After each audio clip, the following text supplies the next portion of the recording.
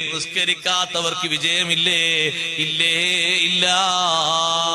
ഏറ്റവും കൂടുതൽ മരണത്തിന്റെ നേരത്ത് പ്രയാസപ്പെടുന്ന മനുഷ്യൻ നിസ്കാരം പരിഗണിക്കാത്തവനാണ്.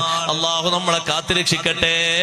യാത്രയിലാണെങ്കിലും ശരി, നാട്ടിലാണെങ്കിലും ശരി, രോഗിയായിട്ടാണെങ്കിലും ശരി, നിസ്കാരം കൃത്യമായി നിർവഹിക്കണം. അതിന് വിട്ടുവീഴ്ച വരുത്തുന്ന സ്വഭാവം ഉണ്ടായിക്കൂടാ. കറക്റ്റ് നിസ്കരിക്കുന്ന കുടുംബമാണോ? നിങ്ങളൊന്ന് പരിശോധിച്ചു നോക്കിക്കോ. ബറക്കത്തിനൊരു കുറവുണ്ടാകൂല.